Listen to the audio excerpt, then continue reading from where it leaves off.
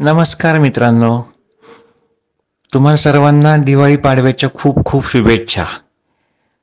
बोलता बोलता आज आपण आपला शेवटचा म्हणजेच 6वा एपिसोड.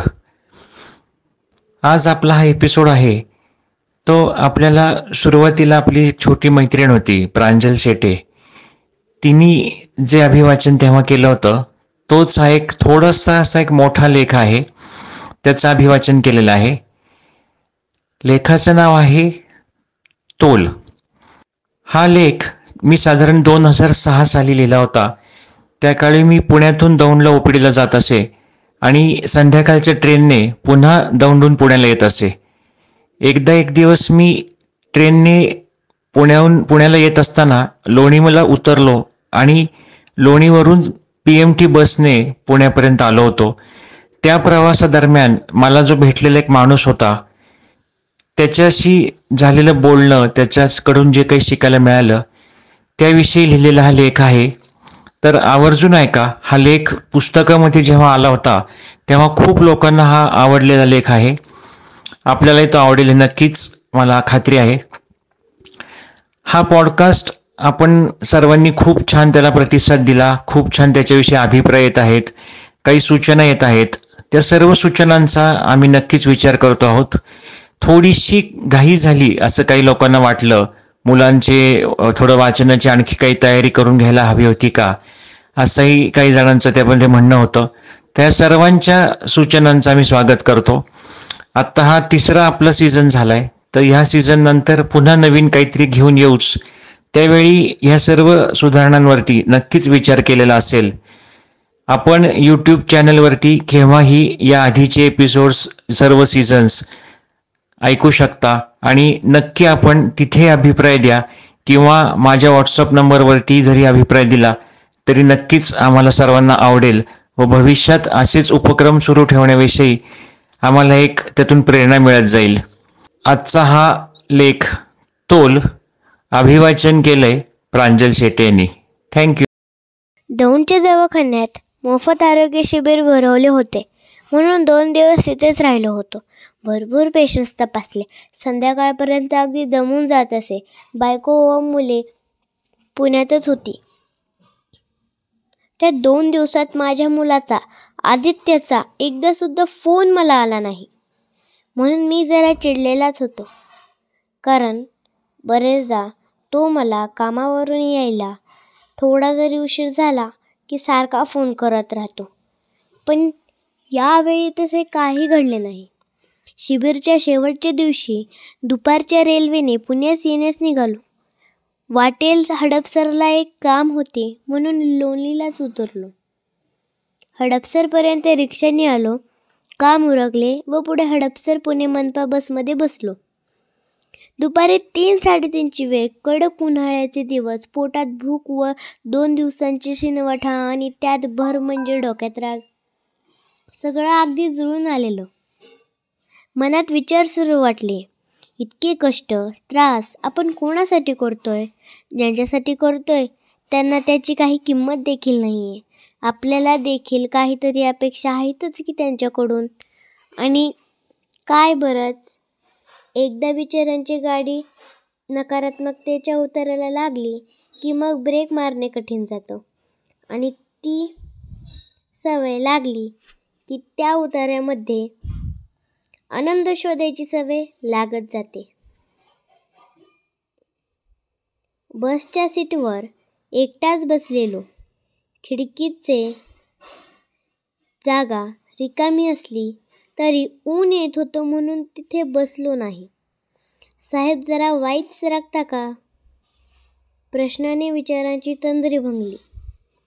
तुम्ही चातून बसा खिडकीशी, असं जरासं तुडसेपणाने म्हणत मी त्या माणसाला जायला जागा करून दिली.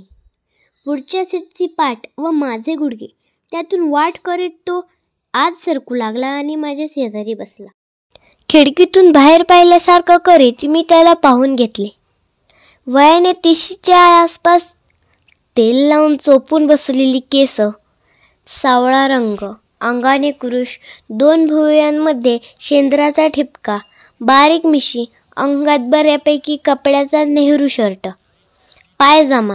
मला धक्का लागू नये म्हणून खिडकीशी अंग चुरून मांडीवर एक जाड प्लॅस्टिकची पिशवी घट्ट धरून बसलेला. त्याच्या डाव्या हातातच मनगटावर काळा दोरा गुंडाळलेला होता आणि अचानक माझ्या लक्षात आले की त्याला कोपऱ्यापासून पुढे उजवा हातच नव्हता. डाव्या हाताच्या पंज्यात घट्ट धरलेली पिशवी आणि उजव्या पंज्याच्या जागी मलूल पडलेली शर्टाची उजव्या हाताची बाही. मला त्याचा दया आली. त्याच्या चेहऱ्यावर अंगावर पडणारे कडक ऊन पाहून थोडं अपराधी वाटू लागलं. त्याच्याशी बोलावं असं वाटलं, पण बरेचदा अशा ओळखींचा त्रास होतो म्हणून विचार बदलला. नंतर परत वाटलं की आपल्या डोक्यातले विचार कमी करायचे असतील तर जरा त्याच्याशी गप्पा मारू. हवं तर आपण डॉक्टर आहोत हे नको सांगायला. हात काय ॲक्सिडेंटमध्ये गेला काय? मी विचारलं. मी स्वतःहून काही बोलेन हे अगदीच अनपेक्षित होतं बहुधा त्याला. त्याच्याकडे थोडंसं वळून तो म्हणाला, नाही, मळणी यंत्रात गुंतला होता 10 वर्षापूर्वी. आधी डॉक्टर म्हणाला नीट होईल, पण दुसऱ्या दिवशी सांगितलं कापावा लागल म्हणून. पुढे तो म्हणाला, साहेब, मला जरा पुलगेटच्या चौकाशी बस आल्यावर सांगता का? मिलिटरी हॉस्पिटलला जायचे. पुण्याची काही माहिती नाही ना. मी म्हणालो, सांगतो ना. खोटा हात बसवायला चाललेला आहे काय मिलिटरी दवाखान्यात? तो म्हणाला, नाही, हाताचं राहिलंय बाजूला.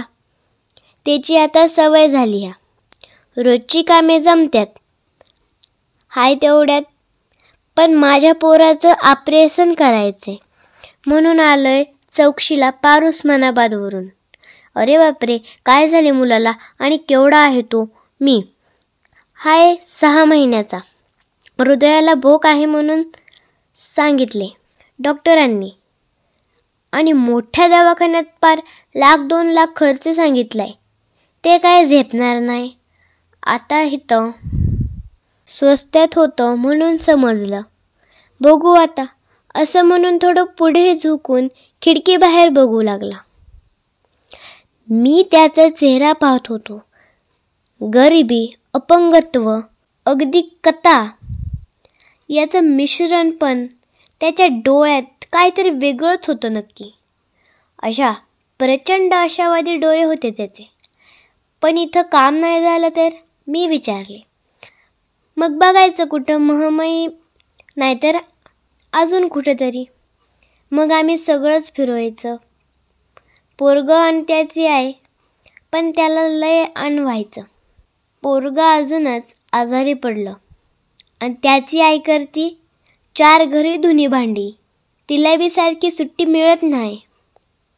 मला बी हाय एका हॉस्पिसात शिपायाची नोकरी, पण मालक चांगला आहे म्हणून देतो सुट्टी अशा टाईमला, पण पगार बी कापतात.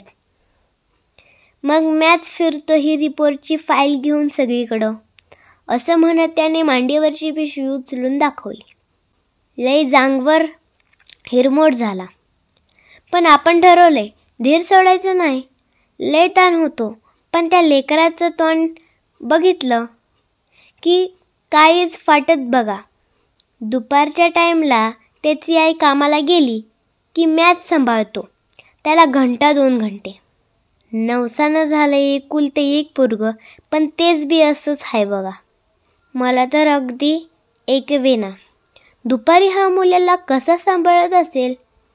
एकच हाताने रडणारा पाळण्यातला 6 महिन्याचा मूल हा कसा उचलून घेत असेल? कसा त्याला दूध देत असेल? कधी मधी लई चिडचिड होती बघा. वाटतं नसतं झालं पोर तरी चाललं असतं, पण वाटतं त्याच्यावर राग काढून काय होणार? त्याला बी काय समजतंय? देव घेतोय आपली परीक्षा, होईल तसं रेटायचं. आता काय बोलावं ते मला सुचेना. मी त्याच्या मांडीवर थोपटल्यासारखे केलं. शर्टाच्या डाव्या बाहीनं त्याने डोळे पुसले. आपल्या उजव्या कोपऱ्याखाली पिशवी दाबून धरली आणि खिडकीबाहेर पाहत बसला. मी गळ्याशी आलेले अवघाड गिळला. पूलगेटचा चौक आल्याचे मी त्याला सांगितले. सिग्नलला बस थांबली. बरं साहेब, असं म्हणत तो बसच्या पॅसेजकडे सरकू लागला. उजव्या बगलेत दाबून धरलेली पिशवी आणि डाव्या मुठीत पकडलेला छताचा दांडा पकडून तो हळूहळू पुढे पुढे सरकत होता. माझ्या डोक्यात आता त्याचाच विचार सुरू झाला.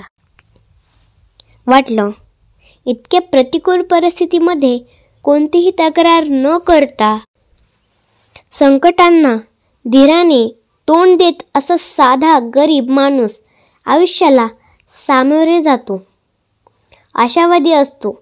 मग आपण का साध्या साध्या गोष्टींचा बाऊ करतो आणि जीवाला त्रास करून घेतो?